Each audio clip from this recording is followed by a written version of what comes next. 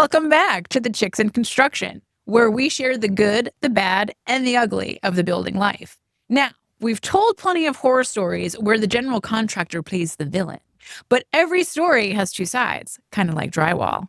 Today, we're talking with a GC who proves it's not always doom and demo, because let's face it, learning the hard way is overrated.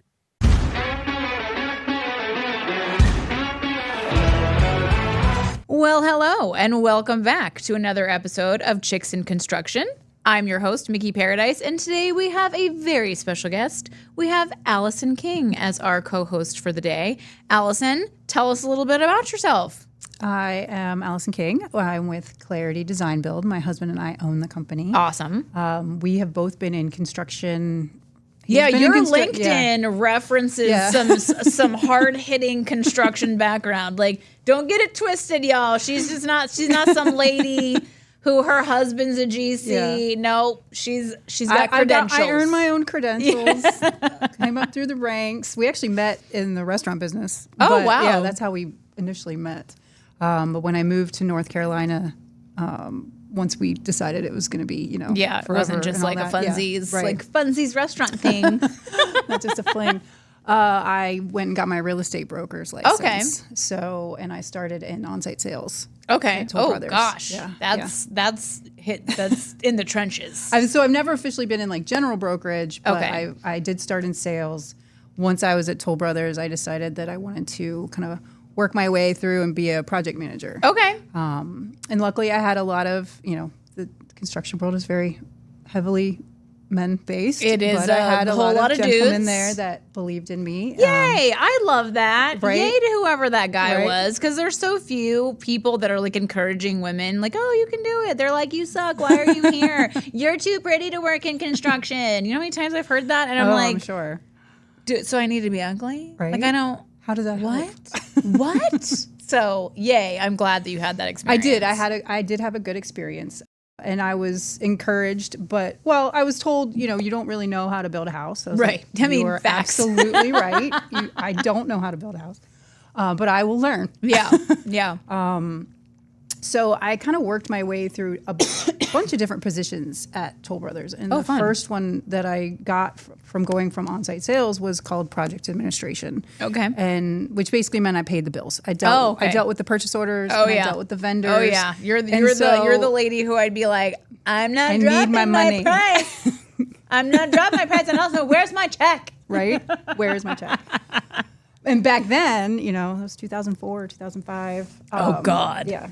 It was wild times. Which doesn't feel like it's that long ago, no, right? No. It was just a couple years ago. It was just a minute ago. It was just the other day. They would have to come into the office to pick up their purchase orders and stuff. So I got to meet a lot of the vendors, and paying by cost code. Yeah. I kind of learned, this is how a house goes together. Yeah, so it was like, actually a really good stepping stone to the framing. Next. Yeah. Mm-hmm. Like all we got to different scrape the lot, and then we got to do the footers. So and I got to learn all the vendors. So then I got to be an assistant construction manager. Awesome. So I got to get into that world. I took the houses from drywall to completion. Nice. I got to deal with homeowners at the at the best and the worst time. Where it gets real. At the end, where it gets real. Yeah. Where they got to sign the million pages, and then the warranty process afterwards. Yeah. So, yeah. Yeah, I did residential for a very short period of time. It felt long. It felt like a whole lifetime. Right. I was very short, and I realized very quickly it was the homeowners that I was not meant for. Like when they would do the customer walk, I think there was like this thing in their mind where it's like, if I put blue tape on things where there is nothing, then I can say later when it gets damaged, I had put blue tape there and you didn't do anything about it. And it was, I would walk in and it would like the houses would have like chicken pox, and I'd be like, what is that? What is happening right now? So I tended to be that person when I was, because in my mind I was like, you know what? If I come in here and I overanalyze it to death, then the chances are when the homeowner comes, it's going to be a better experience for them, which ultimately is going to be, selfishly, it's going to be a better experience for me. But your painter ends up painting the house twice, thrice. I had to, I baked some banana bread and you know, I became friends with them, but they called me the Smurf killer. Oh, the blue tape, y'all. That's the blue tape. Oh, God. Tape. My God, today. Yep. This is why I do apartments. Well, it was green for drywall issues, and it was blue for paint issues. That's a good system. They needed to differentiate when they needed to point up. Honestly, that really is. Because a lot of times the drywallers is like, I don't see anything. Right. They're like, it's paint related. And a lot of times they just go through and they just take, they take the tape right off those walls. Homeowners do need to know that too. Like if it's really not that noticeable, don't waste your time putting a piece of blue tape on it. Because if you can't see it from 6 feet back. Yeah. There's like rules that we have internally, whether you have them or not, right. Like where there's like, no. And it's like, it has to be visible in like any kind of light. Mm-hmm. So if like I have to be there specifically at 4:52 p.m. in order to see this like weird thing on your wall, sorry, not within my scope. Yeah. Or like, you know, if I have to be standing this close to the wall in order or you got to get your flashlight out on your phone. Your tactical flashlight with 2,000 lums. And I was doing it before we had, these fun iPhones. We had you remember the next Oh, I had my Nextel. I was like, bloop, bloop, bloop, bloop. But I did have a homeowner one time who actually brought a flashlight, got down on his hands and knees. No. Yeah. And I was like, sir, is that how you live in your home? Right. And he was like, no. And I was like, then get up. Like, if you don't do that in your home now, like, there's no need to do that now. That's great. So you started out, you learned all the things. And then from there, I went to a smaller local builder and kind of worked my way through there and with the beauty about a smaller builder is that I could get my hands in kind of anything. Oh, so if I wanted, I got involved in plans and I got involved in design and I started staging our homes, like our parade homes. And so that part of it I really, really loved. And my husband actually worked with me for a time at the same company. And we had kind of created a little division in there, which was a kind of a completely custom because it was more of a production environment. And so we decided in 2018 to kind of create our own thing. And so that's when we developed Clarity and we both left. Love it.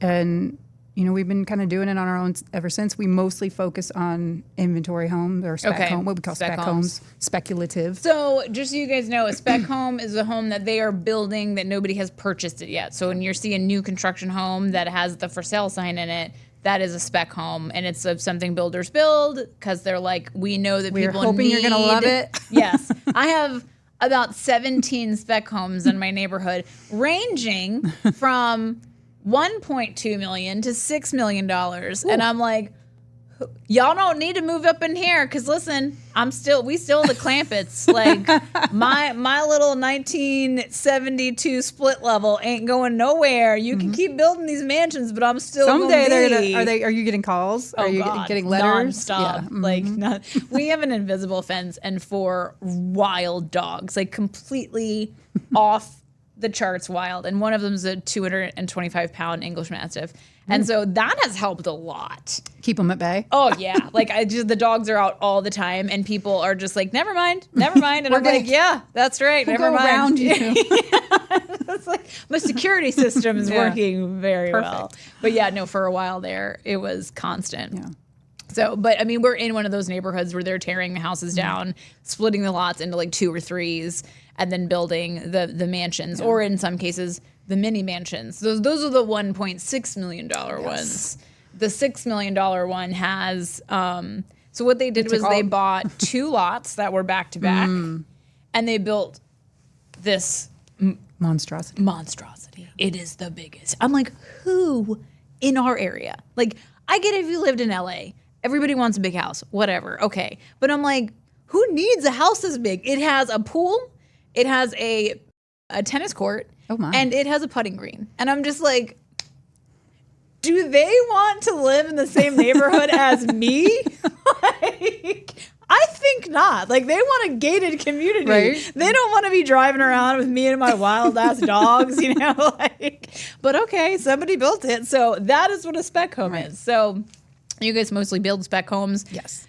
We will do what we call pre-sales where we're working with clients and customers. It just depends on kind of what comes our way. But for the most part, we started out, he's the GC. Okay. And we just started out like, let's kind of people, you do the design, I'll do the building, and let's see if people like it. I have seen a really hilarious, I think it's a reel. It probably started on TikTok because everything starts on TikTok, but it's like it's a GC. I'm pretty sure this and is he's my like, husband has sent me this one. And it's like the designer comes up with an idea and the GC's like in mid-sentence and then they just split to another I'm the designer thing. and I wanted a floating deck in the middle of a koi pond. And it's like, I'm the GC and I'm the designer. That's exactly what it is. And it's like, they don't care what the GC has to say. The designer's like, figure it out, which I feel very close to my heart because that is so much of what building anything is. It's like somebody draws it and they're like,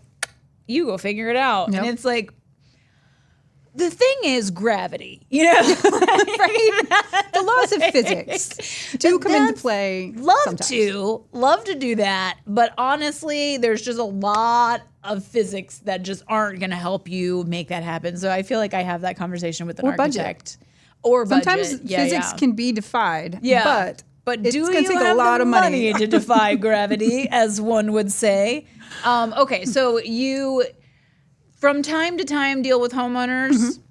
One of the things that on the show we have not been accused of, but we've had some feedback that we're a little rude to the GCs. Bashing those builders. We're bashing the builders. So I brought you a builder. Okay, because fair and balanced. Right. And every time I say that, I'm going to laugh a little bit.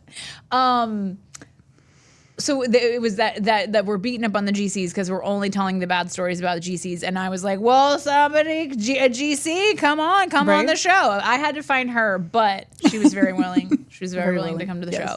Because really what we want is, okay, so what are homeowners doing or buyers doing that is making them either just like, no, I'm not going to work with you, or like that's making it harder for themselves, encouraging kind of this like, okay, you're acting crazy, I can't deal with you anymore kind of thing. Like what can we say to the homeowners to help educate them so that they can have a better experience when they're buying a spec home, when they're buying a custom built home. Obviously it's different from a renovation, but knowledge is knowledge. Okay. Well, I think even renovation, I think for custom and renovation side, a lot of times what it comes down to is that front end can start a lot of irritation or, contentiousness.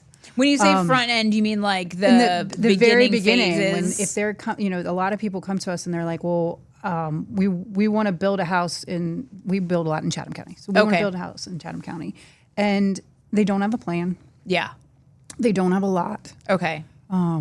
And then, but they want to know, like, what's your price per square foot? Yeah. And you're like, I need to know, I want to build a 3,000 square foot, 3-bedroom, 2-bath, whatever the parameters are. But there's a lot of sway in, how you can go. Do you want granite countertops? Do you want Carrara marble? I mean, you can get crazy up in here. But just the basics. We just want the basics. Yeah. But they don't have a home site either. Okay. And so home site conditions, septic, a lot of that stuff can swing the numbers a lot. And it can get, they get irritated with why can't you just give me a number? And I'm like, well, if I gave you a picture of a cake and said, make this cake perfectly without any instructions, without any ingredients, or even if I gave you the ingredients and said there's chocolate, there's flour, there's eggs, there's butter, but no amounts. Right. Oh, this is such a good point. You know what I mean? No amounts and no idea what to bake it at, and temperature, and no idea how long to bake it. Right. You probably would not be successful. Right. And there would be a lot of expectations that would just be, that is such a good point. So it's really about knowing like what you want. So, okay, so how does... And that's really difficult because they don't know. And they don't know what they can afford. So it's like the chicken and egg thing multiple times over, because if we're working with somebody and they don't have a plan, then we want to take them to an architect. Right. And then, but there's cost involved in that. Right. Right. Yeah. There's time on our end. I'll sit and try to, if you tell me the parameters, I'll be, if you came to me, I'd be like, okay, well, let me see if I can find a plan that's really close to what you're looking at. I'll give you 3 or 4 options so that if we did then go to an architect, we're not starting from scratch. Okay. Yeah. That's smart. But then the architect's going to cost money. Oh, the yeah. engineer is going to cost money. All the money. And then you might find out that, when it gets to the engineer, we just designed a house that's much more expensive to build than we originally thought. Right. But it's difficult to get to that pricing stage until you have the ingredients. Yeah. So it's a lot of back and forth, but it can really discourage homeowners. And I do feel bad for them because I get it. I mean, I want to know how much things cost. That's the thing is like people don't know what they don't know. Right. So they think that they can come to you and say, hey, I want to build this house, this many square feet, what's it going to cost? And they have no idea that that's just not how it works. And so that's what we're trying to do on the show is really to help educate homeowners. Like, okay, listen, like the cost of your lot could dramatically affect the cost of your house. And land that's the only thing they're not making anymore. And the conditions of that lot. Yeah, let's say you found a lot that you're like, I found this amazing lot in the middle, inside the Beltline for $100,000. In my head, I'm going, that's going to cost you a lot more than $100,000 because there's something wrong with that lot. Yeah, the fact that there's any lot inside the Beltline that still exists and has not been built on. It is a cliff. Something's horrible. Water issues. It needs a retaining wall 40 feet high. You know, I mean, there are a lot of things that you can tell are wrong with that lot. I mean, if you find a lot out there that's perfectly flat, my husband can give you a really good number on what that foundation's going to be. But there's a lot of, if there's a lot of topography, there's a lot of undulation in that. Yeah. Foundations are... Our personal home foundation cost way more than we thought it was going to. Did it really? Yeah. It was in the middle of COVID too. So we built at the dumbest time. You did build at the worst time ever. You're like, it'll be fine. It was not fine. Yeah. Don't do that. Don't do that. But it definitely, you have to have an idea of the type of selections you want because you will get a lot of allowances. If you get a price, and you're going to want to talk to a lot of different GCs or builders. If you get a price that's very, very detailed, but you don't have a whole lot of information to provide, don't trust that. Don't trust that number. Meaning, like, if somebody comes to you with like, or a very low price when you don't have a lot of information to provide, they're making it up, and you're probably going to feel it somewhere else down the line. When you say you're going to feel orders. Change orders. That's what I was about to get They're to. Going like, say how is that going to catch up? That, or I didn't know about this, or or they'll give you low allowances to make the price look good. Okay, and then you get to the tile store and you can't afford anything. Right. What is an allowance, and how do allowances work? So an allowance would be on mostly selection type things. Okay, so like when she says selections, she's talking about countertops, interior selections, tile, flooring, carpet, all of the cabinets. Cabinets. So you can look at even if you had a plan, that kitchen is a good outline, right? You can get dimensions, but what you put into that kitchen, I design cabinets, so it can change the type of manufacturer that you use, whether it's all plywood construction, inset doors, soft close everything, the finish that you're going to pick on it, the species of wood, whether you're going to put a bunch of bells and whistles in it, like inserts for everything, pull-outs for everything, drawers cost. I do too. Please put the inserts in, and then you realize that one insert is $750, and you're like, what is the convenience worth over time? What's my ROI? What's the ROI on this $750 drawer pull out?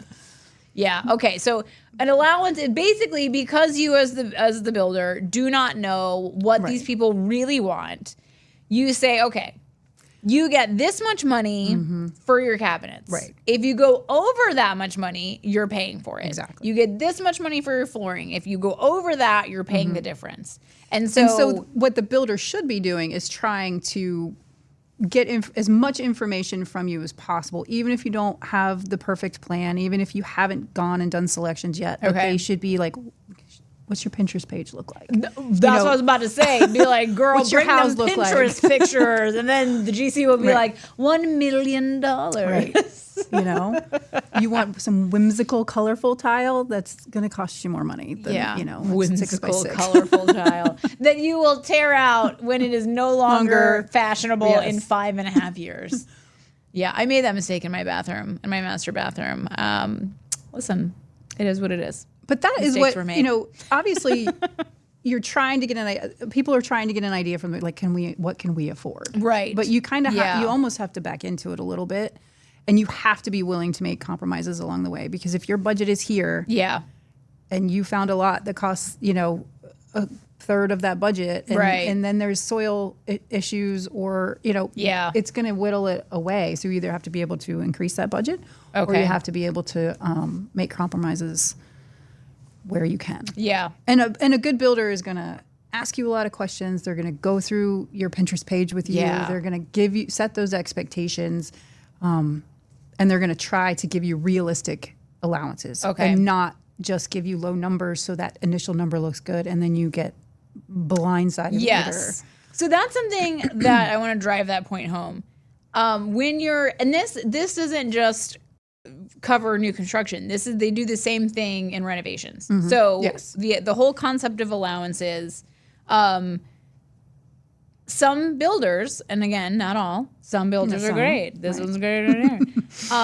Some builders, because they want the business, right? So they know that you don't know how much cabinets cost. Right. So they give you a budget. You're redoing your entire kitchen, and they give you a budget of $15,000 for your cabinets. That's getting you builder grade basic cabinets. So when you get to the point where you see the options that $15,000 is going to get you, you are very unhappy with it, and you're like, no. And so that's kind of how they get you. So that initial guy who gave you that number that was way higher, because his allowance, he had seen your Pinterest page and he knew that you wanted these mid-century modern all wood cabinets, and knew those cabinets alone were going to cost $30,000. And so your cabinet budget was $30,000, and you went with the cheaper guy. You're still paying $30,000. You're still paying $30,000 for those cabinets. You're just now much more irritated by it, I think. I would think. I mean, it's are you going to get realistic expectations up front and come to deal with it and work it through with your builder,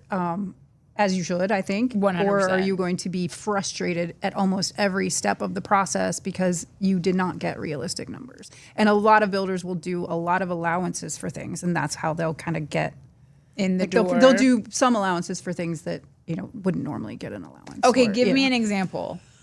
Well, I know that during COVID, and this actually somewhat makes sense, so it might not be proper it for the point. Make sense but now, when but framing and lumber packages were going insane, they had to, right? Yeah. But if you have a plan, they should be able to do a reasonable takeoff. Yeah. And know that it might fluctuate a little bit, but that builder will eat it if they're not. Yeah. So let me explain this to you guys. So until COVID, the way things worked in construction was we would get pricing. So I, as a drywall contractor, would say, hey, I'm going to bid this job. It's not going to be for 2 years. So they would give me projected pricing that they would hold. They would hold that pricing so that for the duration of the project.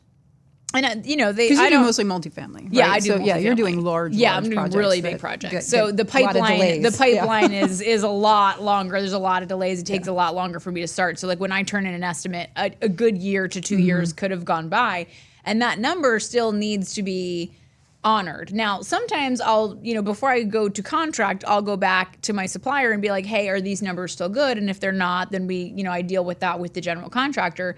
But the way things worked was the price was the price. If you got a price, they locked the price in. That was your lumber package price. And then COVID happened. And it was like a combination of COVID and some kind of evil beetle in Canada. The Beatles, and the evil Beatles and a fire and a storm in Texas. So it was like the perfect storm of what just happened. And it turns out a crap ton of construction materials are made out of the byproduct of processing petroleum. So paint is a byproduct of processing petroleum. So when this crazy storm in Texas happened, all these petroleum centers that process the petroleum were damaged, like roofs caved in. It was this whole nutso situation. And all of a sudden, we didn't have paint anymore. Yep. And paint was $9 million. And thanks to the Beatles and the fires and COVID, you couldn't get pipes for plumbing because PVC, and that's a byproduct of petroleum. framing went insane. Like on our jobs, we had one where the framing package went up $600,000. Now, obviously, that's an apartment complex. So over a lot of units, but still, that's it's a significant. It's even a significant percentage, based on the total sale. And so that same thing happened in residential, and they were hit the same way. And so anybody who built their house, I'm so sorry for you, during COVID. They gonna have to live in it for a long time. And it was very, and I felt so bad for people. I would talk about it all the time because I'm like, it's not even the pretty stuff. Yeah, it's not even the things that you get to look at every day that you're so excited to come home to. Yeah, it's stuff behind the walls. Yeah. That just it's like, oh. Now that during COVID made sense to have an allowance for that, but doesn't make sense so much anymore. So not really prices anymore. have stabilized, and there can be like every once in a while, my drywall supplier will be like, "Oh, we're gonna have a price increase," and but usually you get some sort of notification. Yeah, we get a notification, and and then there's like negotiating of like how much my price increase is actually going to be, and do you really want to keep my business? Right. Yes. Yes. So. During COVID, it was non-negotiable. The prices were the prices, and if you wanted the lumber, if you wanted the drywall, if you wanted whatever it was, you were going to pay that price. Do I think that was like COVID's fault? No. Do I think that was greedy people's fault? 100%. Oh, I definitely feel like that. 100%. Yeah. They saw the opportunity, and they're like, if you want the house, then you're going to pay the money, and it's like, you're able. Yeah. So that is not so much a thing anymore. So I think when you are dealing with a builder and you see an allowance for a price increase for a material, that's something that maybe is a little bit of a red flag. And you should know anything really, you should get a scope of work and a scope of kind of materials and things that they're basing that estimate on. And again, in order to get to that estimate, they have to have good information. Garbage in, garbage out. If you're just giving them a sketch on a napkin, what you get is not going to be a really accurate price. I laugh at sketch on a napkin because I bought a lot a couple years ago up in the mountains, and I was like talking to a GC, and I'm like, "What's the process?" Hand him a sketch on a napkin? And he was like, "Honey, let me just. You need to calm down now because we up here in the mountains, we can build off a sketch on a napkin." That's what he said.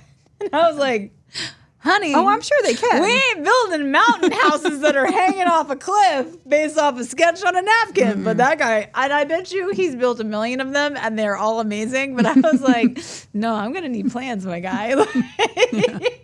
He was like, I can get a permit based off a sketch on a napkin. And I was like, oh, dear God.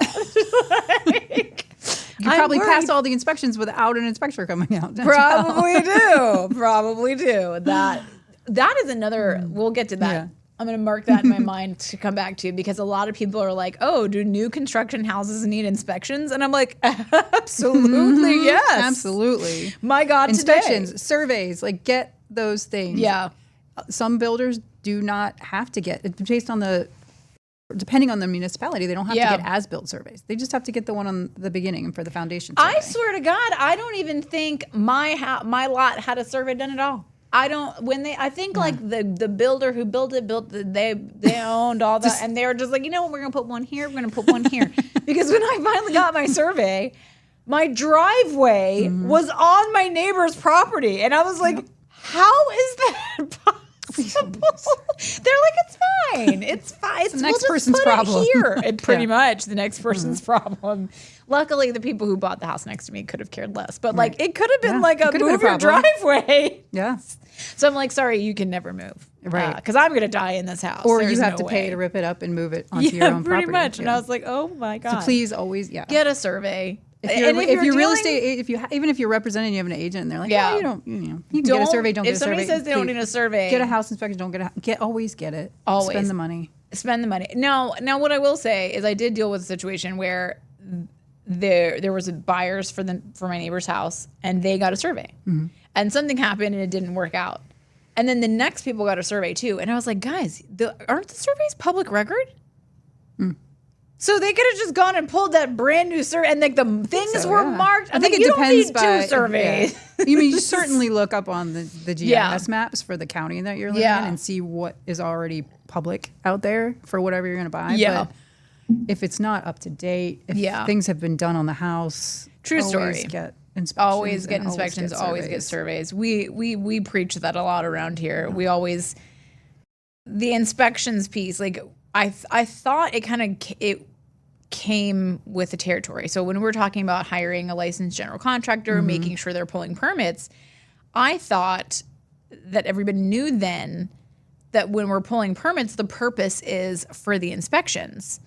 And apparently that did not get translated. So I made an assumption that people knew that meant inspections. So we just did a homeowner horror story where the person did the whole house. They pulled the permit, did the whole house, and didn't get a single inspection. Just kept rolling through. And so finally the homeowner, thinking she's helping, calls in the inspection. And the GC loses his mind because he had done everything wrong, and now he's about to get caught. Yep. It was like this. Yep. It was the most dramatic. Like he was so mad that she was like afraid that he was going to come to her house and like hurt her. That's how angry he was because he knew he was about to get into and he did get into so much trouble. As he should. Licensed general contractor, step 1. Permits, bonded step 2, and insured. Bonded and insured. Oh God, we've talked about that a little bit. Probably not as much as we've talked about the importance of having a licensed general contractor, checking to make sure that they're licensed, because a lot of people say that they're general contractors, but they're not licensed. And so we've actually had people try to come on the show, and Jess will kind of weed them out and be like, so I looked you up, but I couldn't find your license. And they're like, oh, we're not licensed. And Jess is like, do you watch our show? Like, all we talk about is licensed general contracting. And I mean, and I also I say this, I'm not trying to like talk smack about anybody that might be newly licensed, because obviously there was a time in my life that I was new at everything I've done. And same for my husband, same for anybody. But the GC test is an open book test. It's true. It is 5.5 hours, but it is open book. It is open book. It doesn't mean it's easy by any stretch, but if you do enough reading and studying and marking, you can pass that test. Yeah. So you also, you want to make sure that you're also getting references and doing, and if they are brand new and they don't have a lot of references, then you just do a lot more, do a lot more interviewing, do a lot more dating, a lot more vetting. Yes. But because everybody has to start out. Right. Yeah. And it's so funny that you say that, because like I struggle with that a lot when I'm giving people advice. But it also depends. Like, so for instance, we worked with this guy on one of our clients that they do multifamily, but they also do single family. They do custom. They do literally everything. Okay. And so he was new to multifamily, and we taught him like everything because he was this little sponge, and we loved it because he wanted to learn things. Well, eventually he had enough, time and under his belt where he went and started his own GC company. Now, if you look at it, you're like, oh, he's new. Right. But dude, this man has more experience in building things. Yeah, I mean, and so there's references can sometimes mean talk to ask. people they've worked with, not just necessarily somebody that they've built a home for or done a remodel for. That's a good, she just want to point that out. She just said references, you can talk to somebody that they've worked with. Right. So like, that's a great point, because we always joke that like, no GC is going to give you the name of a client that they had a bad experience with. Like, they're only going to give you the best clients, and so the clients will be like, oh my God, they're the best. But so like, something we say is like, we'll talk to their suppliers, like reach out to their suppliers and find out, do these people pay their bills on time? Talk to, because I mean, banks can't give you too much information, but like, that's a great one. Like, talk to people that have worked for them. Like, say, hey, who are some of the subcontractors that you use? Can I talk to them? Right. Because they're gonna be smart about what they tell you, but if they don't pay their bills on time, they're gonna tell you they don't pay their bills on time, and that's a huge red flag, because that means money's not. Well, that actually segues into another place where the financing aspect of it is a place where you can, as a homeowner, gain some additional control. Yes, we have talked about of those inspections, of how it flows, because you can, a builder can finance it themselves. Yeah. But then they're taking on the risk, right? But you also lose a little bit of control, of how things run. Or you can do a construction loan, perm. It's a permanent loan, and you still only close once, so you're not closing twice, but you kind of control the purse strings. Yes. Or the bank still does, obviously, but they are But this is a your huge home piece, yes. through the process to make sure that that things are being done the way that they should be, and that it's moving along as it should be. And you're not paying for things that haven't been done. Which this was a great point when we were talking on the phone. She mentioned this, and I was like, light bulb moment. Because all I do is think about ways to protect homeowners from this, the elusive deposit and, paying all this money and then the home GC just never shows up, or they're not giving them what they want, or they don't actually finish. Right. And so when you were talking about construction loans, I was like, oh my God, a construction loan is like the best way that I can figure as of date. Because nobody likes my escrow idea. Because I was like, well, what if we put the deposit in escrow? And every GC has been like, no, because they need that money. They've got people to pay. I mean, they've got things to do. They've got deposits to put down as well. Yeah. So everybody hates the escrow idea. Everybody. They're like, it's terrible. If a homeowner comes to me and says, I'll put your deposit in escrow, they're like, I'm going to pass. Yeah. So we're not giving them, that's not the best advice. But when knowing what I've known about construction loans, that is an amazing way for you as the homeowner to safeguard the money and stay in control of the money. And that, we've said this on many episodes now, is staying in control of the money is how you stay in control of the whole situation. Like, you don't end up on the show as a homeowner horror story. With a homeowner horror story. Now, also, in that same vein, along with control and understanding, how the house is moving forward and what your kind of builder is doing with those draws, make sure you are getting lien waivers. If you go this route, make sure you're getting lien waivers to make sure that that GC is paying his subcontractors. Okay. The last thing you want is a drywall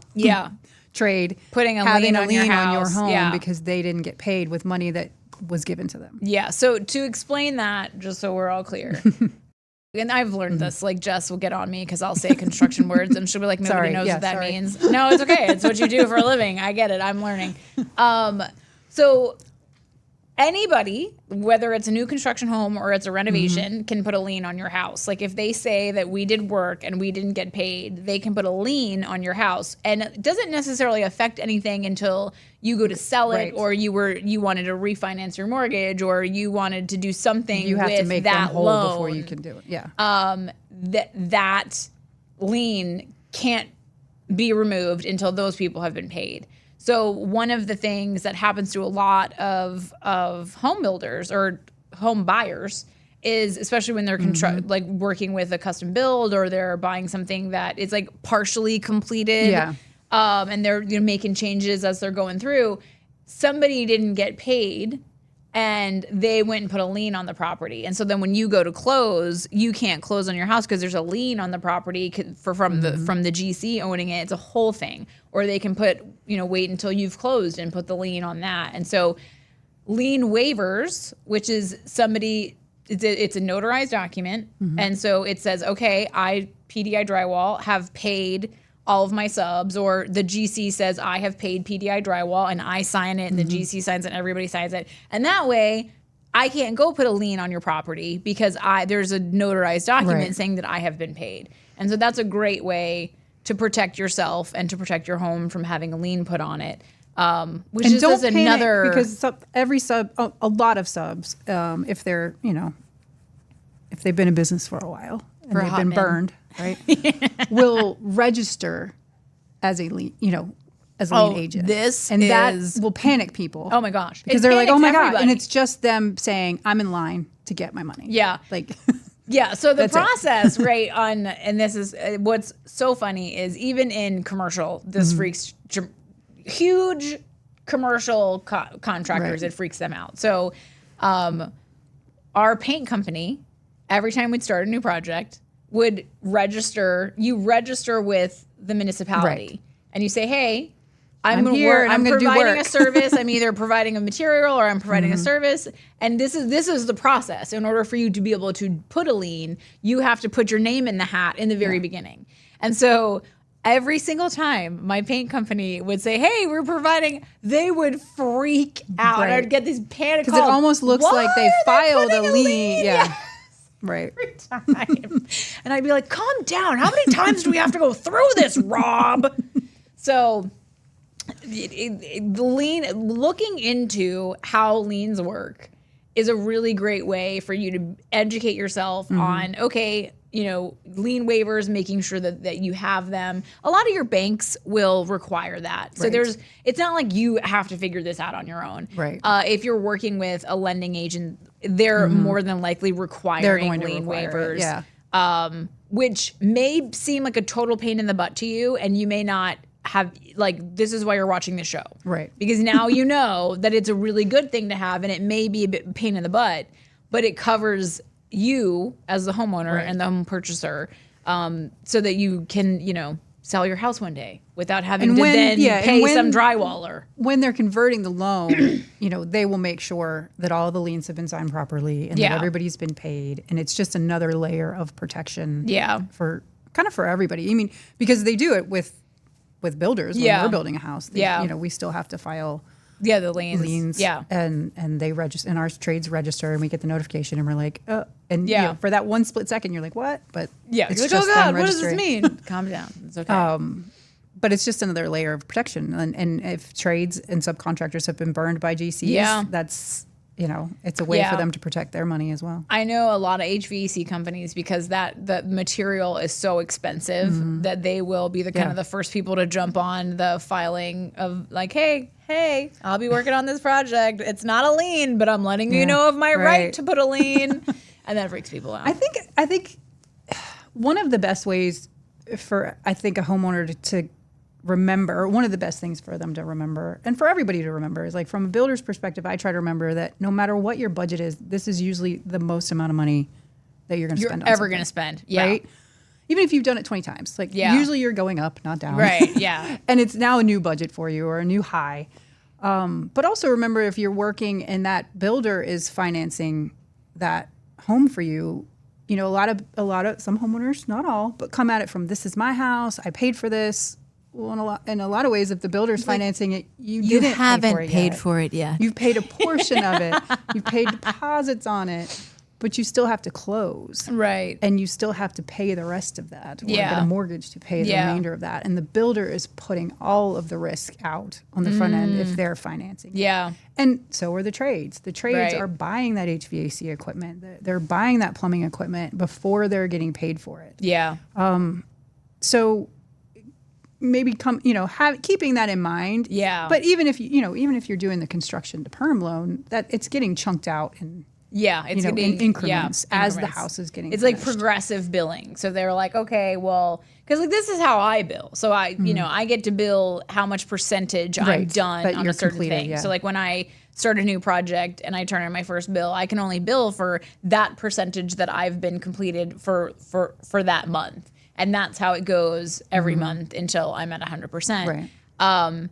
Which makes a lot of sense. And I don't know why it's not like that always. Right. But I think it's not like that always because there's a lot of questionable GCs out there that are robbing Peter to pay Paul. Yes. Cash flow is a huge issue for a lot of GCs, and they will use your money to pay someone else. Right. And then when they need to pay for your thing, they don't have any money, and so it creates this really big problem. So that's where that, like, waiting to pay until it's been completed, it avoids that issue because it's been completed and you're paying for it. Because this is, like, I think on the last one we did, maybe not the last one. There's so many homeowner horror stories, but in one of them, this guy just kept paying for things, and it was like it wasn't done correctly, and he was bringing in other people to fix them. And I'm like, bro, what are you doing with your money, my guy? Like, close the purse. Like, the wallet needs to be zipped shut. But I think a lot of people don't understand. Okay, at what point do I just say no, or at what point is it like? Because they're afraid the GC is going to walk off the job, or they're afraid that, like, oh, then it's never going to get finished. And it's like you have to have a point where it's like, okay, this is out of control, and we're not paying you any more money to do this thing. But it's a double-edged sword. It is. I mean, for the most, if the builder is financing it, I guarantee you they want to finish yes. the job. Yeah. To your satisfaction. I mean, I would say most builders, 99% of builders, like they want to complete it, they want to finish it to your satisfaction. Yeah. Where, problems sometimes come into play is where that satisfaction can't be reached no matter what. Because either there's things that have to be compromised on that either just can't happen because you want this for this. Right. But there's some sort of, thing about either the land or the home or whatever that it can't, or physics, laws of physics. They can't actually make it happen, and there's a compromise needed. And homeowners aren't always willing to make those compromises. So when you are dealing with, what is it, I'm a homeowner that's not willing to make a compromise. What, can you give us a story, non-specific, because I know you don't want to call anybody out, but an example that may or may not be similar. Water grading, land, lots have been, the way your backyard is graded. People want a perfectly flat backyard. Oh. Right? Or they want this lush rolling. Well, a lot of times you have to put in swales, or you have to. There needs to be some slopes there. There has to be slope. Yeah. The biggest thing that builder is trying to do, if they're good and they're reputable, is get that water away from your house as fast as possible. Yeah.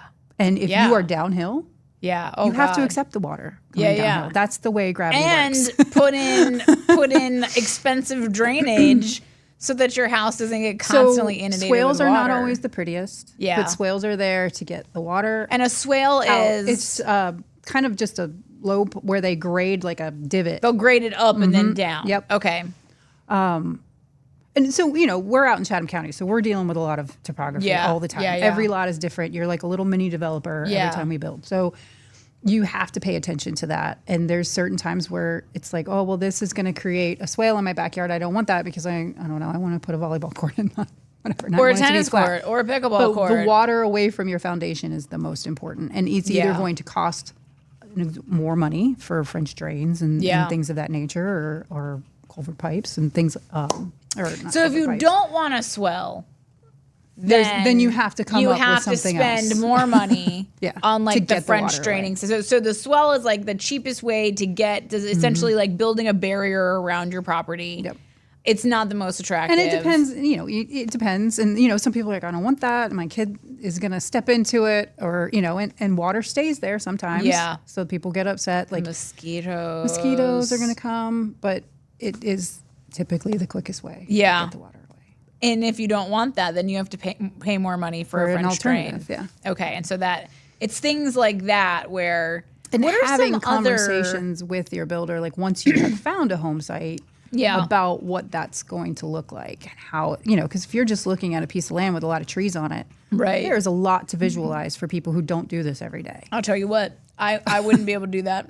I'm a licensed general contractor, and I'm like, it looks great to me. So you really do have to have a good GC that can that knows how to site that house and can walk you through it. Like my husband has taken stakes and tape and put the house box out and said and then said I'm going to bring the ground up to here, and then he's got another stake to show. So really awesome. Tries to walk you through, just because from his perspective, he's like, this is going to help me on the back end, because you're going to hopefully understand what I'm doing. What the land is going to look like. The build process is like a meatloaf. You don't want to really see it while it's happening a lot of times, because it's messy and stuff, but giving, trying to set those expectations and help people understand to the best. That's a really good. So if you're dealing with a builder and you're building a house, from scratch, you're buying a lot and doing all that, looking for a builder that is trying to visually show you what your lot is going to look like that is a green flag. We want that. Somebody who, how tall your foundation's going to be. Right. That's going to cost more money. Oh God. Yeah. Every row of block is ka-ching, ka-ching. We were just talking about the block because our last homeowner horror story, they took out a structural wall, so they had to put a footing in the crawl space, and instead of the GC, who's not licensed, instead of him putting actual block on the footing, he just took some bricks that he found in the crawl space, and he's like, that'll be good. Oh my. Yeah. It was not good. If you can imagine, that did not go well. Yeah. But so we were like, how much could just 3 or 4 of these, masonry blocks cost? And I was like, I don't know, but I imagine it adds up. Yeah. Especially when you're building a foundation. Yeah. Yes. Whole different ballgame. Okay, so things like with the land, are there any other okay, this one thing happens all the time with the homeowners. It's like the standout thing.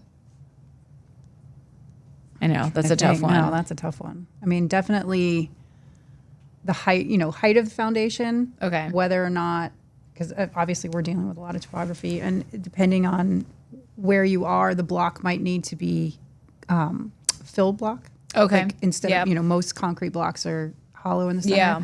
Those cost a heck of a lot more. Oh, yeah. Those are spicy priced. Understanding from on the front end, okay, you're going to need full block on this wall. It's going to cost a lot more. Or we can do grading work on the front end and maybe eliminate that. Or bring dirt in, take dirt out. All of that costs money. Anytime you're bringing big dump trucks and big equipment, you're adding it up. So that kind of stuff on the front end. But I think a lot of it revolves around what most people know and what they see. Right. Like the selections. Yeah. The finishings. Yeah. The tile they want, the cabinets they want. And really, like I said a while ago, was understanding that scope of work and what does my allowance actually include. Yeah. So cabinetry, I have a $30,000 allowance. Okay, well, that is level 1, or that is this particular species that includes these colors, that, includes rollout trays, doesn't include rollout trays, fold up shelves, have to shelves,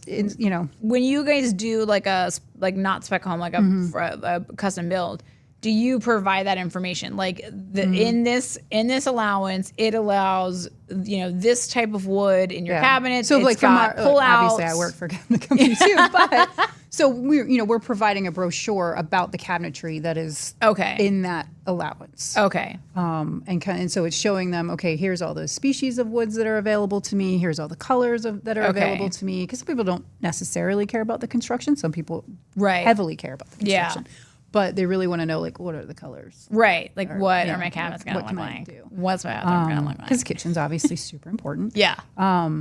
Your countertops. Does it include quartz? And what is, there's got to be levels, right? And every builder has a level. Yeah. Every builder has to start somewhere, even if you're custom. Yeah. If you're not, you're talking about just big bucks, and you probably don't have a budget anyway. So right. True. You're just going and looking. So if you can take some time on the front end with the builder, great, do it. Go and just have them walk you through where they do their flooring and their cabinetry selections. But you're gonna more than likely you're gonna have to pay for that. Okay. It's their time. Yeah. Right? I mean, they're but it'll help you a lot. It'll help them a lot. Or you can sometimes do it on your own if you're really, really nice and you call up the showroom and you say, can we just come in and kind of look around? So at least you're getting an idea of what the options are. Right. So that you and can what they will cost. To them. Say, hey, I really like this level 3 cabinet. I really liked walnut. Yeah. I really want rollout trays and everything. So they're going, okay, that helps me when I'm trying to give you an allowance. Yeah.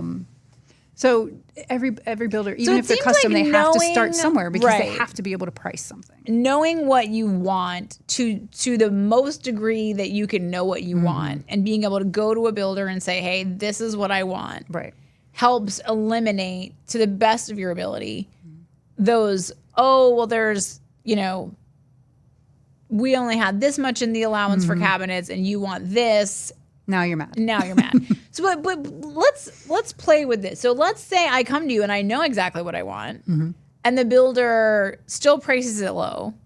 What does the homeowner do in that situation where it's so is it the responsibility of the homeowner to do the research on the allowances? Is that the advice to give? Make sure you're checking your allowances, that they're reasonable. If you know what you want and they're giving you an allowance, then there better be something along with that you're going to sign that says this is what this allowance includes, and it's everything that you stated you wanted. Okay. Aha. There it is. So there's something in writing that says this allowance is to include this specific item. $45,000 for cabinets, and you've already picked. I want, the Shiloh door style with Shiloh's manufacturer, but whatever it is, in species with insect this and. So when you have that in writing, then when the builder comes back to you and says, "Oh, well, we need more money," what happens then?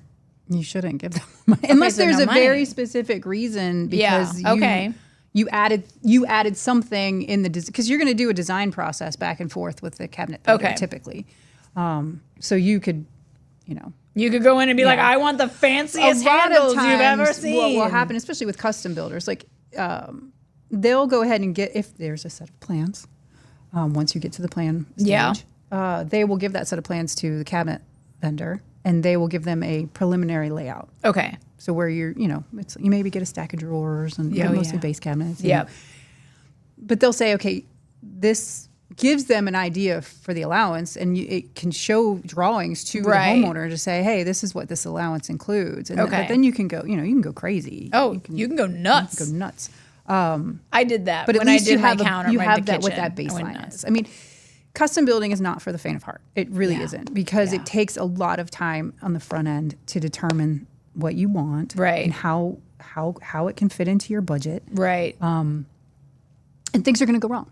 Yeah, they are. But, we also came from the production world where that's the trade-off. It's like you go into builders, and especially now that they've packaged everything. Yeah, that's the new thing. You go and you can, in an hour, you can pick through their selections and you go, okay, I know exactly how much my house is going to cost. I know exactly how much I have to put down. Yep. And then I don't pay anything else unless I change something, which most of them won't let you anyway. But until the very end. But that's the trade-off. Like but you don't get to choose. Yeah. You don't get to pick anything. Right. It's all like here's this you package. can choose that's from your backsplash, or whether you this like it or not. This. Yeah. Yeah. Somebody reached out to me about have you ever heard of this? Like they had the gold, silver, bronze package. I'm like, first of all, nobody wants to win the bronze. Right? You go for the gold. So it's just mean to label them that because nobody's going to be like, that doesn't necessarily have a bad connotation to this standard package. Yeah, they're like, I'll take the participation award. Right? I can afford that package. And they had you could not change anything. No. So it was like this in the gold package. This is what you get.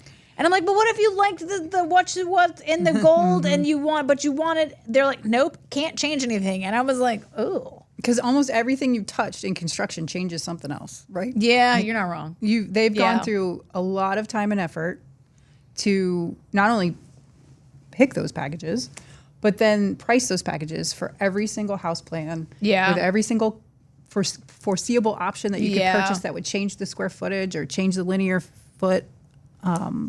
And so they know what those prices are, and that's what you get. That's the production, right? Yeah, but you're like, I know exactly what it's going to cost. It's going to look like my neighbor. It's It's going to be like little houses made of boxes. But you know exactly what it's going to cost when you walk out of signing the contract. Yeah, and that is kind of the difference. Like when you're buying a new home from a production builder. Mm-hmm. You do know more what you're getting from the get-go. Right. Like you walk in, they know how much all their houses cost, and they could be like, hey, depending on the package, it will cost this much, it'll cost this much, it'll cost this much. That works in new construction production, Toll Brothers. Usually the biggest variables there are going to be obviously the plan that you pick. Yeah. And the elevation, but the lot premium. Oh, yeah, the premium lots. So a little pro tip, you can usually negotiate the lot premium. Okay, lot premium. Pro tip, because they're just kind of, that. I mean, there's obviously some lots out there that would garner a premium price. Right. But, there's nothing behind you. You're on the corner, but some people don't like a corner lot, right? Yeah. They don't want to be exposed on more sides. Yeah. But sometimes they're just arbitrarily. They're just like, we're just going to charge more for this lot because we like the way the grass looks. A little behind the scenes there, you could probably negotiate the lot premium. So, note to self, you can negotiate the lot price with the big builders. Yeah. When you're buying a lot, you can negotiate that too. Yes. But to what point you can negotiate that is different than when you're building from. Because these big builders, they buy massive amounts of land and they develop them into a huge apartment, not apartment, no, that's in my mind. Community. A huge community of houses. So they bought that lot for probably a couple $1 million, and they're going to make a bajillion gazillion dollars. Well, not always, because the builder's not always a developer. So if they're buying it from a developer, there's all kinds of stuff that, the lot costs go up with every phase as long as as long as the housing market is going well. And then some developers have what's called a true up. And I don't even want to get into that because I don't want to confuse people, but there is an additional percentage. So the lot cost fluctuates. Oh, how convenient for developers. Based on how much you sell it for. So if somebody goes in and adds a lot of options. Oh my gosh, then you're paying more for the lot? Yep. Oh, shady. That's shady. I bet developers are like, well, we're not coming on your podcast now. Well, you're not. But they also, on the flip side, let's be fair and balanced. We're going to be fair and balanced. They spend an exorbitant amount of money up front, hoping that this community is going to be, a place that people want to live. And where they're going to continue to be able to sell those lots at a premium price. To give you guys like the best takeaways, that the one thing that we've said it before and we'll say it again is that controlling the money is the best way to control the situation. And that goes for a renovation, a new construction build, a custom home build, doing whatever you can to keep your hands on the money for as long as you can until the work is completed is the way to protect yourself. But don't be so difficult with it that the builder does end up walking out on you. like there has to be some give and take, compromise. Give and take, but the biggest thing is don't pay for something that you are genuinely not happy with. Right. So if the tile was installed improperly, do not pay for the improperly installed tile. And no reputable GC should be asking you to pay for improperly installed tile. So also red flag. Know that it is a process, and really going into anything, whether it's buying a new home or a renovation, and having a really clear picture, or as clear as you can, of what you want, and go big. Start with this is everything that I've ever wanted in my dream home, and then they tell you how much that costs, and you're like, just kidding, can't afford that.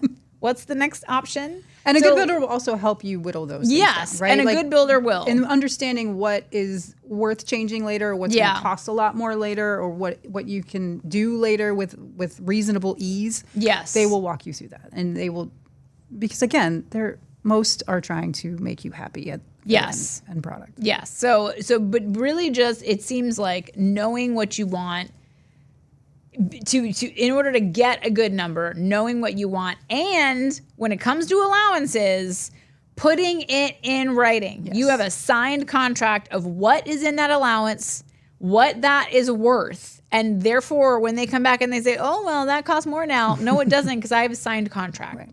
So that's the hugest takeaway when it comes to allowances, is if you know what you want, or you have a really close idea, you have that in the allowance, you have it in writing what that costs, you have it in writing exactly what items are in that allowance, and then there is no change order, because that, unfortunately, whatever happened from that point on is the builder's problem, not the homeowner's problem. So there's that. So we had a GC on, guys. We're fair and balanced, and I think you did a fantastic job. Thank you. I appreciate it. of not just letting me go on tangents. You're like, well, wait, listen. I did go on a few tangents. Sorry about that. But thank you so much for coming on the show. And we hope to have more of you, more of GCs come on the show. Anytime. Please, if you have any friends that have homeowner horror stories, which I'm sure you do, or if you have your own but you want to be anonymous, Jess will never allow anyone's name to be used, even if they don't check that they want to be anonymous. Jess is so paranoid about saying people's names. I would agree with Jess. She will always make people anonymous. So anybody out there with a homeowner horror story, if you guys have anybody that have homeowner horror stories, obviously not that worked with you, because you're great. Perfect. But perfection. Please go to chicksandconstruction.com. You can scroll down and there's a little form that you can fill out, and you can share your homeowner horror story with us. And that is so helpful, because we're able to kind of debunk, kind of go through and we do a autopsy, and we're here's what happened, and here's where things went wrong. Postmortem. And the postmortem. That's the word I was looking for, but it wasn't coming to mind. So please check us out on our website, chicksandconstruction.com, and then on all the socials. I'm just going to have Joe put all the socials on the screen, because that's what Jess does. And I know it's Chicks and Construction Podcast Instagram, LinkedIn. I'm not sure. Joe's going to put it. Please follow us. Please also subscribe to the podcast. It really is important and it helps. We want to do a storefront, an Amazon storefront, but you have to have 1,000 subscribers. So I need 1,000 subscribers so I can also show you things that you want in your house to purchase. Okay? Come on, guys. Help me help idea. You. So thank you guys so much for watching. We appreciate it, and we will see you next time. Bye.